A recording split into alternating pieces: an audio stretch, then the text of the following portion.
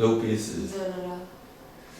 I think it's about nothing. No, it's not true. It's never about nothing. But it's by answering all this question, I also have to say it's what I say now is what I think the work is about after doing them, and very often you understand what the work is about by how it is presented. Not that there is not that I think about whatever when I work. There are, but again, it's not about. It's more like there are questions, and there are a certain point of interest, but it's not a work. It's never a work about. And also you realize how much I have to talk to say something that the work can be about, and it's only a reduction. But for lower pieces, there are different interests that are developed in the work. One is to work with a group of people, and so it's a group piece that's important. And there is a desire of producing choreographies that are more conceived like landscapes,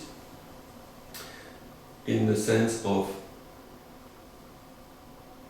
it's there, and the person who sees it make her or his trajectory within this situation, this action that is on stage, which is very different than, for example, the choreography of self and finish, where a person does this action and that action and transform in other things. In low pieces, it is a group of people that somehow they move little, but they move, and the choreography is not transforming into other things, but it's more like something that is always there, move within it, and it's the spectator that somehow transform it by experiencing it all the way through. So the piece is constructed with these scenes, which are different way of being together, and it's certainly about the question of about things, like it's a group of things. There is one rule in the piece that we never stand up, so we are never appearing as human figure, vertical. We are always low. That's the title of the piece, also low pieces. So we always perform some things that are not trying to represent something of the human, but there are more actions that are taken from behaviors of animal, of plants, of machines, of stones.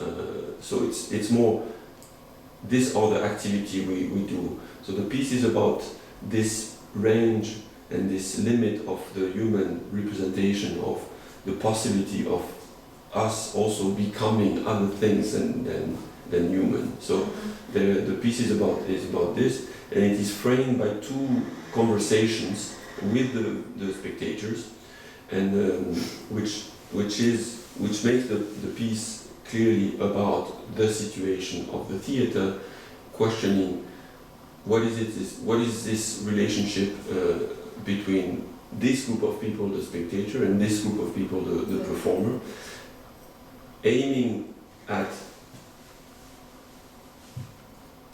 producing a relationship that it is not exclusively built on you are there, you watch and you listen, we are there, we move and we sound.